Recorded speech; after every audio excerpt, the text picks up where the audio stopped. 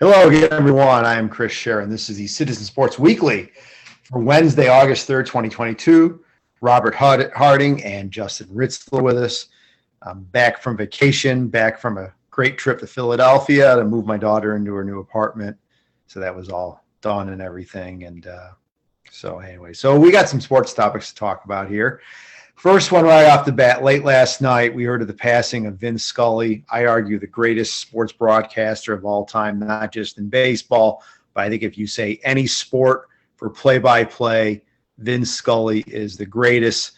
I was saying earlier to someone that I remember October of '88, sitting in my dorm room at Albany, little black and white TV, no cable or anything, the antenna up, and watching game one of the '88 World Series between the A's and the Dodgers when Kirk Gibson hit the home run and Vince Scully made his incredible call. And there were so many other great moments, obviously the '86 World Series and the 1981 season, the '82 NFC Championship game with the Cowboys and the Niners, the catch to Dwight Clark. That was Vince Scully. He did the Masters. I mean, the guy could do literally anything. Great announcer, great human being, someone who will never be forgotten, someone who as much a part of baseball as any player, any team, anything. 67 years is the play-by-play voice of the Dodgers, the last tie to Brooklyn. Absolutely incredible, and he will be sorely missed. Robert, I know you're old enough to have some Vince Scully memories, obviously. Anything you want to bring up? Well, not as old as you when you grew up listening and watched the Brooklyn Dodgers, Chris. But when I think of Vince Scully, I think of really a lot of highlights because a lot of his great calls happened when I was either too young, like Kirk Gibson's home run. I was like 2 years old for that call, and then even before that, obviously he made some memorable calls. So, but he really is I think the benchmark for broadcast. The way he called games, the way that people connected with him, whether they were listening or watching, just how he called the game. He was one of a kind. And, there's a reason that, a lot of people are sad today in the baseball world because, he epitomized what broadcasting should be about. The way that he would tell a story as he called a game. I mean, nowadays you get these dry schlubs that they just call the game, tell us what's happening, don't really add any animation to it. Maybe that has to do with TV or whatever, but you can still tell a good story even though people are looking at it. He was a standard, and he had a legendary career. Obviously, being that connection between the Brooklyn and Los Angeles Dodgers, a lot of history was seen by him and called by him. So, just a sad day, and really, the death of, I think, the classic baseball broadcaster. These guys that could call games on the radio and then translate that into the modern age with TV. There's just not too many guys like him out there. It's sad, but he lived a good long life. What a life he led. I mean, what more can you say about Vince Scully that hasn't been said? The guy's a legend. Absolutely. And he's one of those guys. He won't be forgotten ever as long as they talk about baseball broadcasting. Justin, do you have any thoughts? I think what sticks out to me about Vince Scully is just how he was like a solo broadcaster. If you think of so many of the other greats in that profession, and I'm partial. I know maybe this is an unpopular opinion, but I'm partial like Joe Buck and Troy Aikman. But it's the pair. It's like you don't think of Joe Buck like by himself. He's doing the play-by-play, and Aikman's giving the commentary. And they're not alone. Like John Madden and Pat Summerall. We lost John Madden obviously earlier this year. It was late last year, but obviously he was a personality unto his own, but as far as the broadcasting angle, he wasn't doing play-by-play and providing the color. So Vin Scully had a singular talent to be able to do that, to be able to entertain and also inform, and do so in an intelligent manner.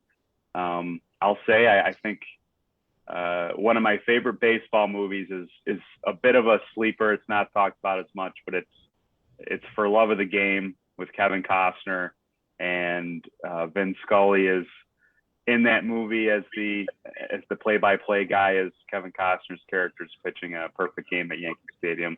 So whenever I return to that movie, I'll look back even more fondly now after his passing. But one of the all-time greats. It's sad that we're, some of these all-timers are starting to pass away. And I would just say, like, this upcoming football season, and for however long he chooses to do it. Now, obviously, he's doing the Amazon Prime stuff, but let's enjoy Al Michaels while he's still doing it, because he's no spring chicken either, and I would certainly put him up there on that Mount Rushmore of broadcasters as well. So rest in peace, Vin Scully. No, I agree about Al Michaels. He was actually on Dan Patrick's radio show this morning. I watched the interview, and obviously he knew Vin Scully well from being in Southern California and everything. And, Justin, I saw a clip. I think you'd enjoy it if you saw this, but you'd enjoy it. But there was a clip of Vin Scully. They brought the Stanley Cup into the broadcast booth at Dodger Stadium back when the Kings won the Cup a few years back. And Vin Scully was reminiscing about watching the New York Rangers when he was growing up in the 1930s in New York City. It was pretty cool. And he definitely was a hockey fan way, way back in the day. So that was kind of cool. If you can find that clip on YouTube or on Twitter, you might want to see it. It's pretty cool. And, you were talking about John Madden too. And I'm not sure if you guys remember, it's one of those, everybody thinks that Pat Summerall with John Madden, but before John Madden was paired off with Pat Summerall, he worked with a lot of different broadcasters. And one of the broadcasters he did work with was Vin Scully. And that's pretty cool when you think about Vin Scully and John Madden working together. And I'm sure you can find one of those games on YouTube someplace.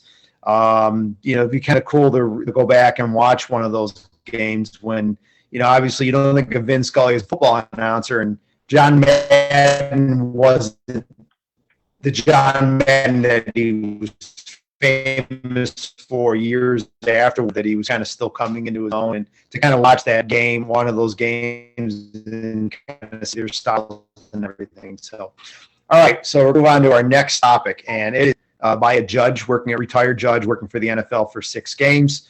And the question is this too much, too little, or just right? I say too little. I think the NFL can appeal this. Maybe the NFL could say, we want a stronger suspension. I think that they might try to do that more for public opinion, more public relations than anything else. But I think 6 games is way too little for this. And I understand he settled the vast majority of the suits. I get that. But obviously something happened here.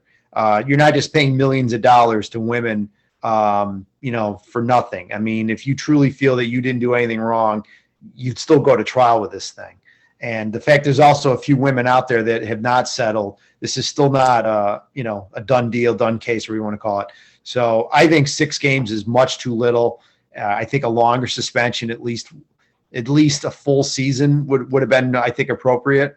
Like I said, the seriousness of these offenses, alleged, obviously, still no criminal charges, but I think this is some serious stuff. You look what the NFL has done with Ray Rice, Ben Roethlisberger, and some other players. I mean, I think this definitely carries the weight that it should be a full season suspension. Justin, your thoughts about Deshaun Watson? Well, how many times have we come on this show and discussed discipline for players and punishments and all that? And our theme to that is, Roger Goodell is inconsistent. And I think this is an example of the grass isn't always greener on the other side. The NFL and the NFLPA revamped their process as far as handling discipline to allow an independent arbiter to decide this stuff. And so obviously, like, they deserve credit for recognizing how they've handled this in the past was not the best. we need to take it out of Rodgers' hands and give it to someone that's independent of the league and doesn't work for the owners. And yet the result is still unsatisfactory, I'd say. What bothers me the most, like I said, there's an obvious recognition that how things have been handled in the past is wrong. And this judge, Sue Robinson, outlines in her, explanation that she, agrees with all the NFL's findings, and Deshaun Watson obviously was in the wrong here, blah, blah, blah. And yet she clearly relied on precedent for previous disciplinary punishments that kind of fall under this realm. And that's how she landed on 6 games. So, for example, Ezekiel Elliott, it's obviously not the same exact situation. There were less people involved in Deshaun Watson, but he was handed a 6-game suspension. So she used that as kind of a starting off point for how she was going to handle Deshaun Watson, and ultimately landed on the same amount of games. But if we're going to go through this new process, why are we relying on past precedent when it was obvious that this whole thing needed to be reconfigured? So I think this was an opportunity to set a new standard and not look back on punishments of the past and say, listen, all that stuff happened years ago. It was unacceptable then, but it's very unacceptable now. And we're not gonna come down light in this instance. So I think it's very disappointing. And honestly, I say this, only half serious, but I wonder if there's a part of Roger Goodell that says, hey, you were all so unhappy with me and how I handled my punishments with players, and look at this. It's the same result. Everyone is still pissing and moaning, I think rightfully so, on length of this punishment. It was just fine with me. I don't know if I'd agree with that necessarily, but like I said, to start off, the grass is not necessarily greener on the other side. And it's ironic that now we are relying on Roger Goodell, the person who continuously got it wrong when he handled this responsibility. Now we're looking to him to right the supposed wrongs. It's going to be interesting. This story isn't going anywhere. No. Robert? Yeah, my feeling about this is that I think Ritz was out for this video when we talked about this earlier this summer, but at the time I had mentioned a full season, and I think anything less than that would be a travesty. And if it was more than that, I would not be surprised given the nature of the offense. And I think that what happened with this process is that it got too into the legalese weeds. This has already been hashed out in courtrooms. The courts of law, the couple of grand juries that this matter has been brought to said, not enough evidence or whatever. We get that, but there's a different standard in the court of public opinion and in the NFL's eyes. Keep in mind that the NFL has not, wavered from suspending players even when they did not face any legal ramifications for a variety of offenses over the years. So this idea that there needs to be an evidentiary standard for NFL punishment is ridiculous. The fact is that Deshaun Watson, and even the team's own statement acknowledges that there was wrongdoing here. There was something that he did wrong that is to a scale that is unacceptable. And I think the Browns saw that suspension as really a gift because, that there was a possibility that their new franchise quarterback would have been out for the year or longer. And now, unless the NFL intervenes, which they should, Goodell should step in and, take hold of this process and reclaim it. it's a 6-game ban, and that's manageable in a 17-game season. Yes, it's costly. Yes, you still have to make it through those 6 games, but for the Browns, that's the best case scenario. I think you knew that he was going to get some sort of penalty, and 6 games is a gift. It means that you don't have a lost season. It means that hey, if we can manage to plug our way through those 6 games, and then we get Watson back, we can still contend for a playoff spot. And who knows what happens in the playoffs.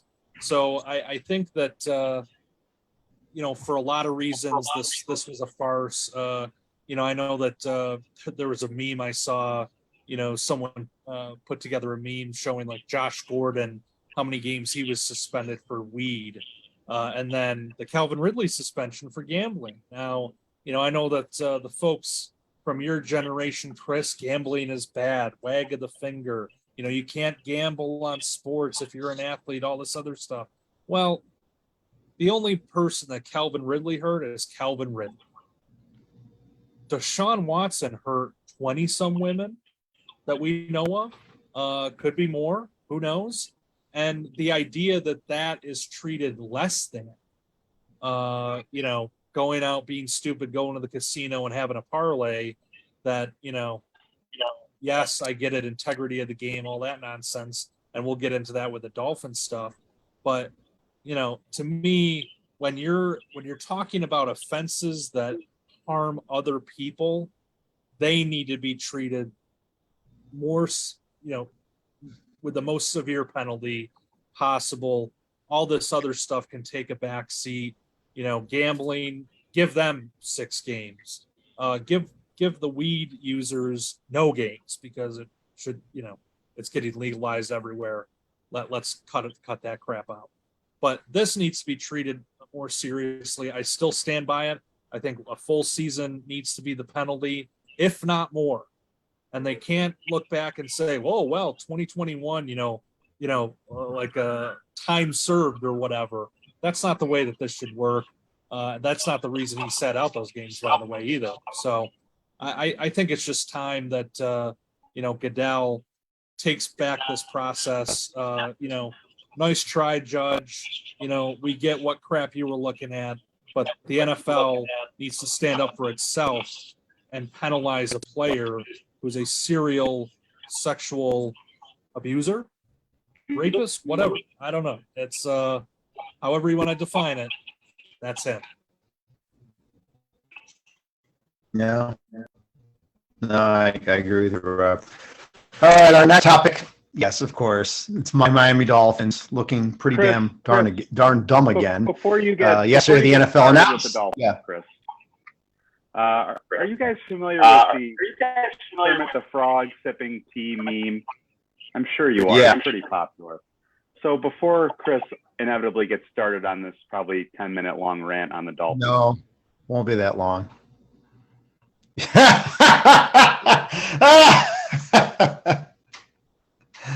All right. Just going to sit back and enjoy. You brought props. You got to love it.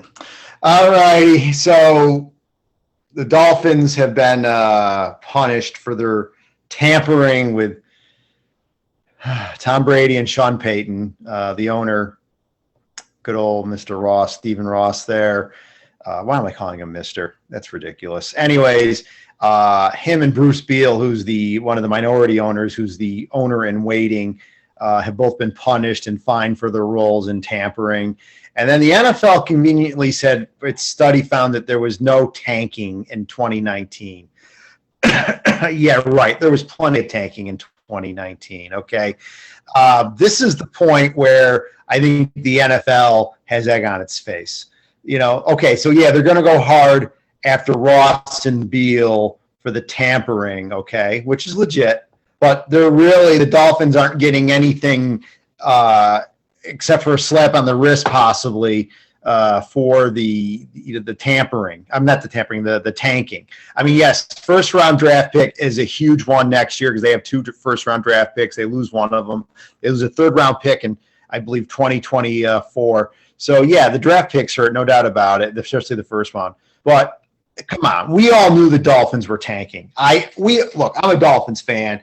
We talked about it. They were tanking, okay? Tank for Tua, okay? That's what happened. Then it was like, oh, blow for Bureau, you know what I mean? It was just ridiculous. Now, Ryan Flores, to his credit, being a professional, didn't want to tank. He could have done, and this is Barry Jackson, the Miami Herald, who's put this out here many a time. If Brian Flores really wanted the number 1 draft pick, okay, he would have played Josh Rosen the whole year, because then the Dolphins would have finished with the worst record in the NFL. But they played Ryan Fitzpatrick for most of the year, and they ended up winning 3 of the last few games, and ended up winning against the Patriots. They beat the Bengals. They ended up finishing 5-11, and ended up not getting the first draft pick. They went to the Bengals. They ended up getting the 5th pick. And yeah, okay, they got Tua, which you can argue the Tua Herbert thing, obviously.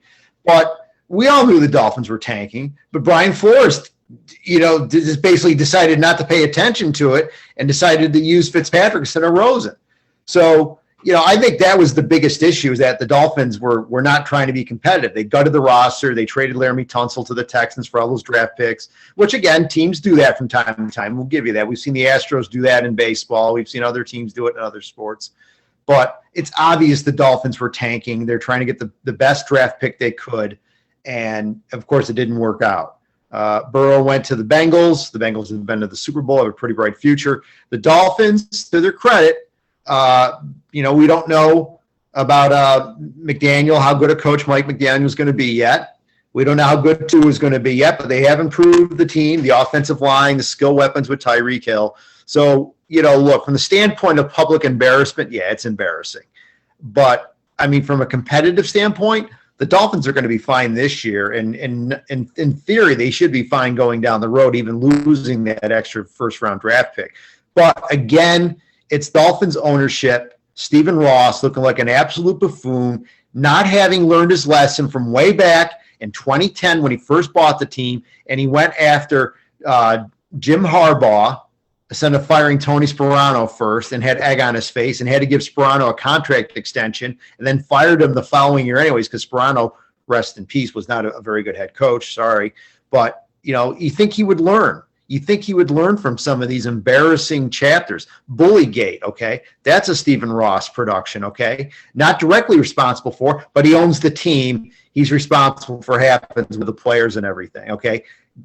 Hiring Adam Gase, hiring Joe Philbin, okay? Hiring Mike Tannen on the football operations after he bombed with the Jets, okay? Stephen Ross has made so many miscues as Dolphins owner. It's pathetic. And I wish he would sell the team to somebody who might actually do something. So, yeah, the Dolphins got caught with their hands in the cookie jar. They're not the first team to tamper. They won't be the last team to tamper. But let's not mince words here. They were tanking. The NFL can't admit it because all the sports gambling, competitive balance, all that other stuff, integrity. So they slapped the Dolphins hard because of the tampering, when really this is all about the tanking. Go ahead, Robert. Pile on. Well, I was sitting yesterday covering an event and received the ESPN alert, and boy, I was cheesing like a schoolgirl. It was great news yesterday afternoon because look, from based on the last subject we were talking about, you look at the behavior here, and yeah, the tampering is serious. As we know in sports, this happens. A lot of times people look the other way, or they claim that it's all under the rules or the loopholes or whatever. But it seemed like the Dolphins were really trying hard to get Tom Brady to take him away from the Bucs somehow, and then the Patriots.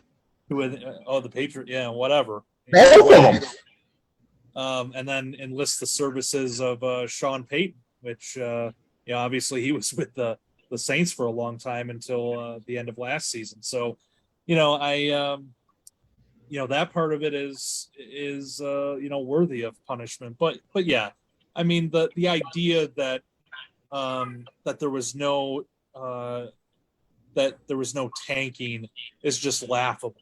We know that tanking is a part of sports. You know, my Buffalo Sabres did it unsuccessfully in the NHL. We know that teams have done it in the NBA. We know that teams, to some degree, do it in MLB if they want a hot prospect. And then, of course, the NFL as well. As long as drafts are treated as franchise-changing events, of course there's going to be tanking. And the idea that, we should just, look the other way and that, the NFL tells us, oh, there was no tanking here with the Dolphins. I mean, come on.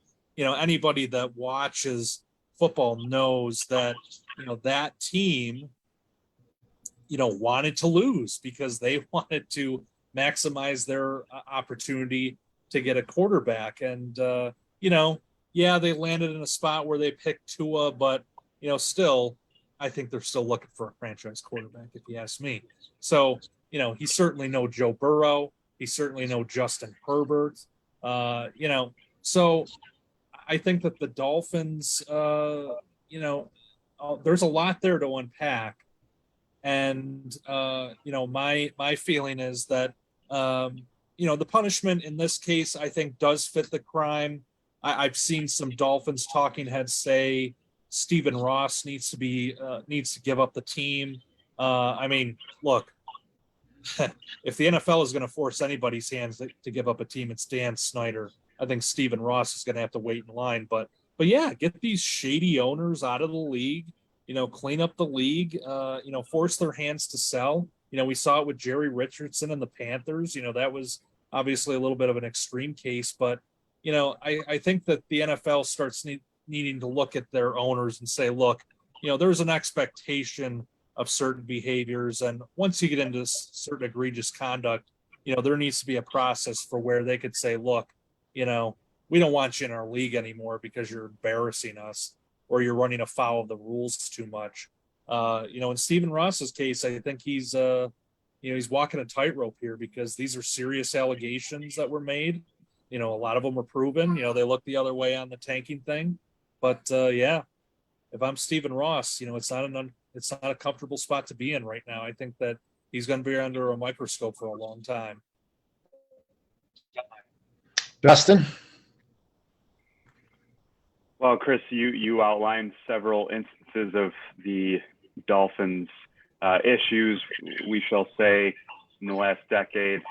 I think there's a strong case to be made that the Dolphins and the Washington football team, now known as the Commanders, are the two most dysfunctional franchises in the NFL. With just, it seems like every single year there's always something goofy going on with those teams, and this is just another chapter to that. That first round pick that they lose, that is a huge deal because I think we're all going into the season saying it's kind of a make or break year for Tua, and if he's not the guy, that first round pick would be ammo to go get another guy next year in the draft, whether they want to stand pat where they are or if they want to combine those picks and move up. And now suddenly, I think, what is it, the 49ers pick they have? Yeah. Am I getting that right? Yep. That's not going to be, barring some crazy injuries for the 49ers, that's not going to be some grand pick. It could be in the kind of middle range, and heck, it could be in the 20s, late 20s, with that organization. So I'd be concerned about that this they tried to, this little get rich quick scheme with Tom Brady that obviously didn't work out, and now they're being punished, and it's going to perhaps prolong this span of kind of not irrelevancy, but just incompetence. So we'll see. I do want to say, and you know what, people that know me, maybe you're going to see this comment coming, but the fact that Tom Brady is just kind of skating free here without any sort of criticism, when we're talking multiple years here of engaging in this tampering effort. It takes two to tango, so to speak, whether it be himself or his agent. somebody was taking those calls, and obviously it came to light with this whole retirement, story that lasted a month and a half.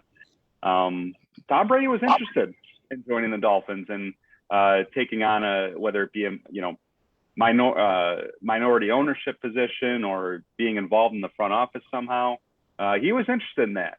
And I think what I saw a tweet from Albert Breer, who writes the Monday Morning Quarterback column. He took over from Peter King, a few years ago.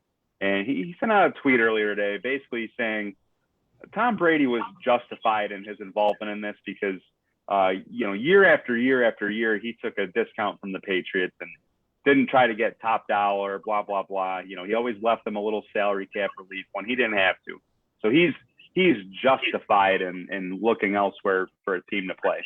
And that the Patriots they tried to be cheap with Brady one too many times, and that this is the cost of that. And I say, listen, I have nothing against Tom Brady for being interested in playing elsewhere. I mean, he went to Tampa Bay, and I think that's honestly been awesome for his career. I view him in a completely different light than I did before, because he went and won a championship and has been excellent without Bill Belichick, which was a question I had. So I think that was a great move for him. It's just the way you go about it. You cannot sell me on this guy's the greatest teammate of all time and he's all in and loves his guys and all that, while behind everyone's back he's secretly talking to a team in the division that the Patriots play twice a year about joining that team in season. So, every time I hear the Tom Brady teammate stuff now, he's a great guy, blah, blah, blah, I'm just going to roll my eyes. And I'm going to say, hey, this guy was on arguably the greatest organization in the NFL, and they were playing games and trying to win games. They were a playoff team that year, trying to win another Super Bowl, and he had one eye on Miami. And I hope that doesn't get lost in all this, is that the player who is built up by the media as this fantastic person, fantastic teammate, awesome leader. I don't think that all that stuff is totally wrong, but I think that there's a little chink in that armor now. So we'll see where that conversation goes, if anywhere, in the next couple of days. But I just think it's interesting that the Dolphins, rightfully so, were punished in this, but it's Tom Brady and Sean Payton are kind of skating free here. I don't like it. I'll finish it with this. I mean, look, I'm not. Look, you guys know me. I'm not a Tom Brady fanatic or anything like that. I respect the player. I respect his accomplishments. I get it.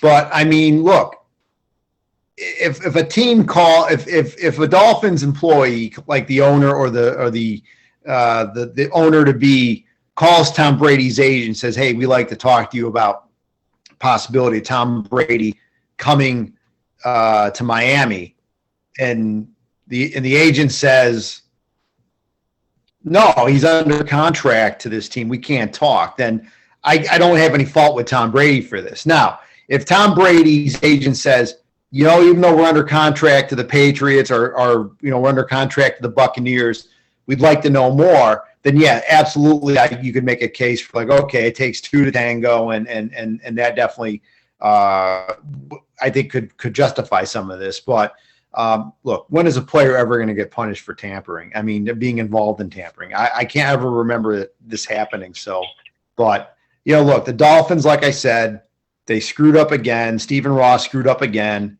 and I'm not really I'm disappointed, but I'm not angry, because again, the Dolphins are loaded for this year, and we have to see whether Mike McDaniel and Tua can get the job done.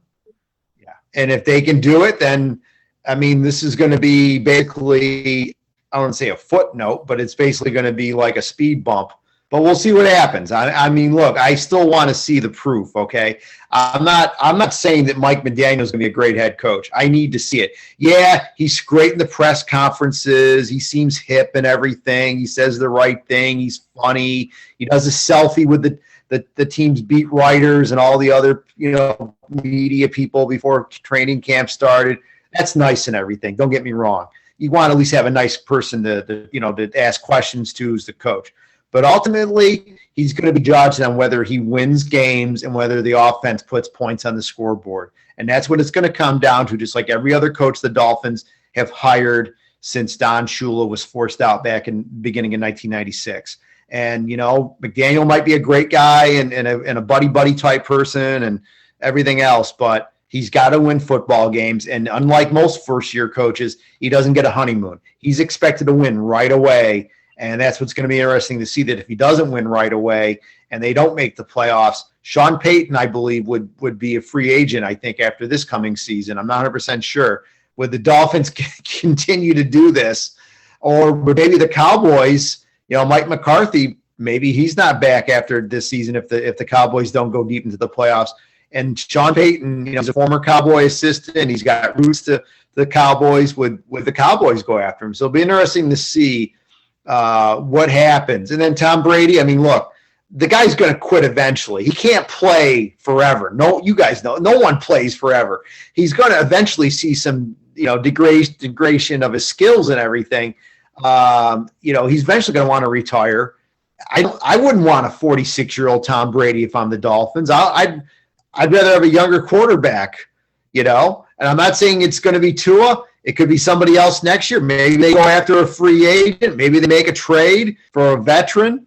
Who knows? Maybe your boy Aaron Rodgers decides he's had enough of the frozen tundra and decides to take his talents to South Beach. Highly unlikely, I'll give you that, but stranger things have happened. All right, we're going to move along to our next topic. I love Robert. Oh, wait. All right, go ahead, Robert. Go ahead.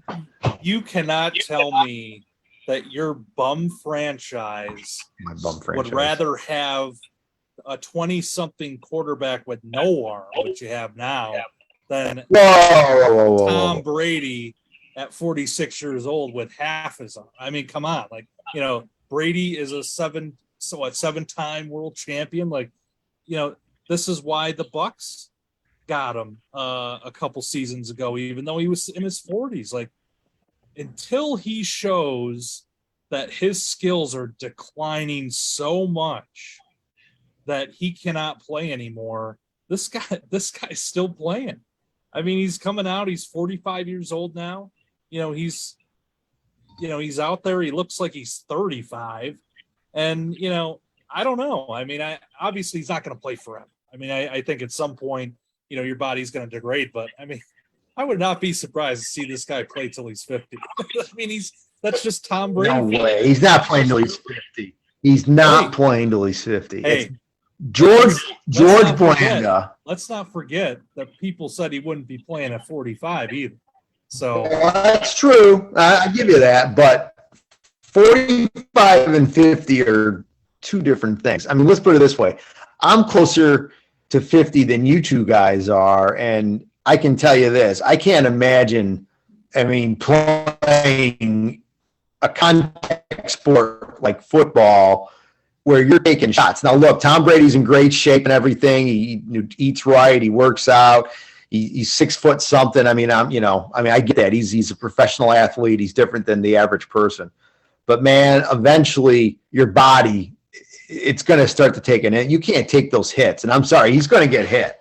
Yeah, so we'll see what happens. But I don't see Tom Brady playing till 50. I just don't see that happening. Maybe next year at the age of 46. Unless he really wants to top George Blanda. George Blanda was playing at the age of 48, but by 48, George Blanda was a backup quarterback, and he was basically a kicker.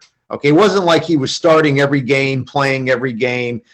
He was a part-time player by the time he got into his mid to late 40s, and I just don't see Tom Brady doing that. I really don't. So, all right, last topic: the trading deadline came and went yesterday. The biggest move obviously was Juan Soto to the Padres.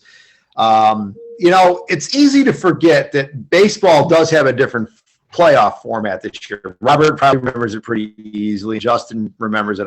But I actually had to remember this, that there are 3 wild card teams, not 2. It's a completely different format this year where only the top team in each league gets a first round bye. And the other 2 division winners Hold on a second. No, I'm sorry. The top 2 teams get buys, right? Yeah. Yeah, that's okay. So I'm thinking like the NFL for a second. The top team in the NFL gets a bye. See, all these leagues are changing their playoff formats too much now. I mean, because between COVID and now this. So, anyways, all right. So each team, the 2 top teams get bye. And the worst division where the stars. So the Padres, I give them credit. They got a 3-game. So going after, when you have to play a best of 3 first round series, it's smart to make these type of moves because you know that you could advance and get to the division series, and then it's a best of 5, and maybe have a chance to make the World Series. So I give the Padres some credit for doing that. They're giving up some good assets, I know, from what I've been reading. So, but the Nationals, Robert, I mean, if I'm a Nationals fan, I'm really down today because you traded a young franchise player that you want to build around that, I get you're getting a lot for him, but I mean, the Nationals are going to be a bad team for a while. It's going to be a few years before they're a competitive team. And when you've got the Mets, the Braves, and the Phillies in your division, and 2 of those, and all 3 of those teams are going to be playoff teams, and then the Marlins are just, garbage. I mean, if you're a Nationals fan, you've got to be discouraged. And then on the American League side, you look at some of the moves that the Mariners have made. I mean, they're playing great. I follow the Mariners because Manny Acta, the former Auburn Double-A's manager, is the third base coach, so I do follow the Mariners and everything. And they've made some big moves for pitching, and they've been banged up. I mean, Julio Rodriguez, I think the Rookie of the Year easily, is still out for another few days with a wrist injury. But I like what the Mariners have done, and I think this is going to be a great October. I think these moves. Now that the wild card is in a winner-take-all game, it's a series. I think this is going to be better for baseball. You're going to have more teams that are on the fringe, maybe push more chips on the table to try to get to that short series where you can best of 3. It's not a one game winner-take-all. Your starter gets off to a bad start and you're done. Where you got to win 2 out of 3, you got a decent chance maybe to advance. So. Justin, your thoughts about the trade deadline and some of the big moves we've seen? Well, first off, if the championship round series is, so NL, CS, ALCS, if it's not Dodgers, Mets, and Yankees, Astros, baseball has collectively failed us. Those are the only matchups I care about seeing, and I want to see a Subway Series in the World Series. So if we don't get that, then I'm already tempted to give up baseball. Really, I'm already giving up on my team, who sold off more players yesterday. But that's what I want to see. So listen, congrats to the Padres for making this big move. Obviously, you don't trade for a player at Juan Soto's age and view it as a 1-year fix or 1-year commitment. They're going to have him around for the long term, and they're going to be a really competitive team with him and Tatis. So I think a good move for them. But I've said this before. I think one of the last few videos, sometime this year, we were talking about NBA. And I said, the biggest detriment for me when trying to be an NBA fan is that the player movement is so extreme that it's no longer a sport where you cheer for a team. I think LeBron James kind of started this. It's now a sport where you cheer for the player. So when LeBron or James Harden or Kevin Durant, when they switch to go play for the Brooklyn Nets or the Golden State Warriors or the Cleveland Cavaliers or the Lakers or whoever, you follow that team. There's no loyalty to a single team anymore. And I'm not saying that'll happen in baseball because it's such a regional sport as far as fandom, but I do think it diminishes interest when your favorite player is traded away so easily and so abruptly. I mean, I didn't even know this was going to happen. No one did 2 weeks ago. Could you imagine thinking that Juan Soto was going to be playing elsewhere? when, the day before that those reports came out. So I think it's unfortunate. I think you can certainly defend not paying a 30-something-year-old an 8-year deal or a 10-year deal because, Robert with Anthony Rendon and many others, we've seen how that's worked out. I think, like, going back to my Angels, they made a big commitment to Mike Trout, and he's been hurt pretty much every year since signing that deal. So there is some wisdom in not handing out those contracts to guys who are 30 years old and above. And that's going to be a predicament the Yankees find themselves in with Aaron Judge, to be honest. But Juan Soto's not that old. So that's a player you build around. You don't trade away at his age, whatever he is, 24, 25. Just a curious move, and I think a disappointing move is when you look at the kind of the state of baseball. So we'll see. I think the Aaron Judge stuff that's inevitably going to happen this summer is going to be really interesting when you're putting really one of the biggest names in baseball, and the team with the most assets, the most money, the most financial, ability, and they might not want to pay him. I think that's concerning. Robert, you get the last word. Well, the Lerners are bummed, so that's really what you need to know about this trade is that, they're just among the worst owners in sports. We've seen this. You can't even call it a revolving door; it's a one-way door. The Rendons, the Scherzers, the Trey Turners. Out they go, and some of those guys make sense. Obviously Scherzer's getting up there, but he still has a lot in the tank, as we're seeing with the Mets this year. He's been pretty good for them. I understand not wanting to give a huge deal to Anthony Rendon. Justin and I have talked about this.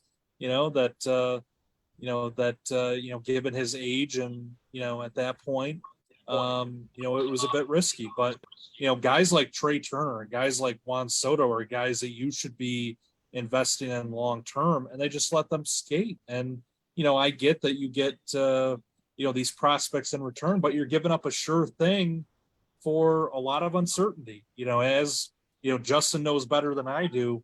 When you see these guys come through the minor leagues, where do they end up? Are they gonna make it to the big leagues? Some of them don't even make it out of Double-A, let alone make it to the big leagues. So, it was a discouraging day as a Nationals fan to see Soto get moved because I think that really, they were hoping to get lock him up for a bunch of years, but pay him an average salary that really trails behind a lot of his contemporaries. And this is a guy that he commands a $35 to $40 million a year type salary, and the Nationals didn't even come close to that. They were under 30 technically. It was just a shade under. So I think that it's a hard lesson for the Nationals that they gave up a player of his caliber, a once in a generation talent in a lot of ways. That this guy is, you look at his hitting stats and he's right up there with the likes of Ted Williams. Come on, how do you give this guy away? This is like curse level stuff that they're getting into, because they're giving away a guy that all signs point to him being a surefire Hall of Famer, the way that his career has been going. And things could happen and maybe it doesn't turn out that way, but the guy's a stud.